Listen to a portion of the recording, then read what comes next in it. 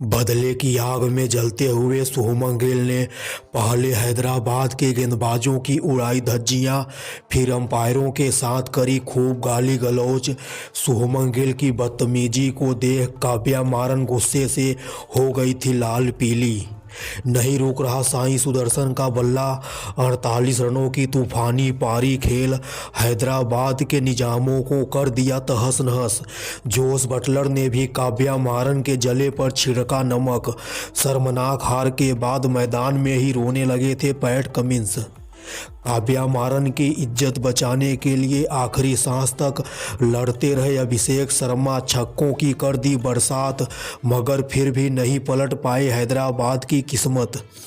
IPL 2025 में पहली बार गुजरात के शेरों ने भी अपनी असली ताकत दिखाने का काम कर दिए हैं। अभी तक गुजरात टाइटंस के बल्लेबाज बाकी टीमों की तरह काफ़ी धीमे बल्लेबाजी कर रहे थे, मगर बीती रात मोदी स्टेडियम में खेले गए गुजरात और हैदराबाद के बीच एक रोमांचक महामुकाबले में गुजरात के 3 शेरों ने मिलकर अपनी तबाही मचाने वाली घातक बल्लेबाजी से हैदराबाद के सभी गेंदबाजों की दर्दनाक तरीके से पिटाई करने का काम करते हैं। इस महामुकाबले में हैदराबाद के कप्तान पैट कमिंस ने टॉस जीतकर पहले गेंदबाजी करने का फैसला किए थे और यही फैसला पैट कमिंस की ज़िंदगी का सबसे बुरा फैसला भी साबित होता है। सिर पर कफन बांधकर मैदान में उतरे साईं सुदर्शन और शुभमन गिल ने मोदी स्टेडियम पर बैठे हुए 1 लाख घरेलू दर्शकों का अपनी तूफानी बल्लेबाजी से खूब मनोरंजन करने का काम करते हैं। वैसे अभी तक साईं सुदर्शन काफ़ी धीमी बल्लेबाजी करते हुए चले आ रहे थे, मगर इस महामुकाबले में साईं सुदर्शन और शुभमन गिल को काफ़ी अच्छे से मालूम था कि सामने हैदराबाद जैसी टीम है जिसके बल्लेबाज आग का गोला बनाकर पहली ही गेंद से तबाही मचाते हैं। इसी वजह से साईं सुदर्शन जैसा बल्लेबाज भी इस महामुकाबले में पहले ओवर की पहली गेंद से ही हैदराबाद के गेंदबाजों की जमकर धज्जियां उड़ाता है।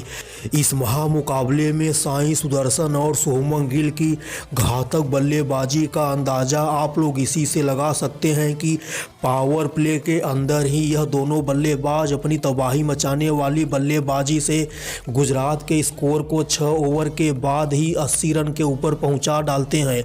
मोहम्मद शमी हो या फिर पैट कमिंस हो, हैदराबाद का हर एक गेंदबाज साईं सुदर्शन और शुभमन गिल की घातक बल्लेबाजी के सामने बेबस लाचार नजर आ रहा था। पैट कमिंस की तो जमकर धज्जियां उड़ाई जाती है।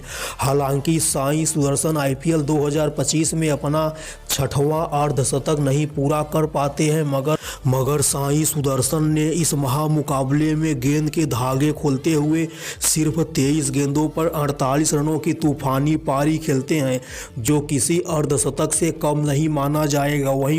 वहीं साईं सुदर्शन के बड़े भाई शुभमन गिल का भी इस महामुकाबले में एक अलग ही अवतार देखने को मिलता है। शुभमन गिल भी सिर्फ 38 गेंदों पर 76 रनों की घातक तूफानी पारी खेलते हैं।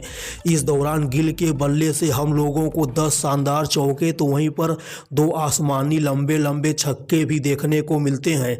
साईं सुदर्शन और शुभमन गिल के अलावा इस महामुकाबले में हम लोगों को जोस बटलर का भी तूफानी अंदाज देखने को मिलता है। जोस बटलर ने भी सिर्फ 37 गेंदों पर 64 रनों की तूफानी आतिशी पारी खेलते हैं। इस दौरान बटलर के बल्ले से 4 आसमानी लंबे लंबे छक्कों की भी बरसात होती है। मैं आप सभी लोगों को बता दूं कि इस मैच में शुभमन गिल अपना आपा खो बैठते हैं। दरअसल शुभमन गिल 76 रनों की आतिशी पारी खेलने के बाद रन आउट हो जाते हैं, जिसके बाद शुभमन गिल बिना कुछ बोले ही पवेलियन की तरफ चले जाते हैं, मगर रिप्ले में देखा जाता है कि शुभमन गिल आउट नहीं थे। ऐसा लग रहा था कि हेनरिक क्लासन के ग्लव्स में गेंद नहीं थी, जिसके बाद शुभमन गिल बाउंड्री लाइन पर खड़े अंपायर से भी काफ़ी देर तक बहस करते हुए दिखाई दिए थे।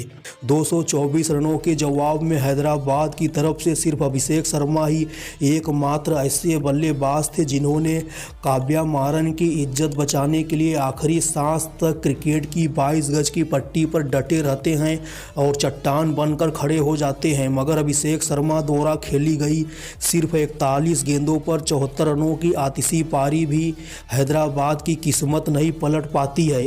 अभिषेक शर्मा ने अपनी 74 रनों की आतिशी पारी में 6 लंबे छक्कों की भी बरसात करते हैं, मगर अभिषेक शर्मा को बाकी बल्लेबाजों का साथ नहीं मिल पाता है। हैदराबाद के सभी बल्लेबाज गुजरात के गेंदबाजों के सामने आसानी से हथियार डाल दिए थे और इस तरह से हैदराबाद की टीम को गुजरात के हाथों 38 रनों से शर्मनाक हार का सामना करना पड़ता है, जिसके बाद काव्या मारन काफ़ी ज़्यादा निराश हो जाती है। वैसे दोस्तों, आप सभी लोगों को क्या लगता है, क्या हैदराबाद की टीम अभी भी प्लेऑफ में पहुंच सकती है?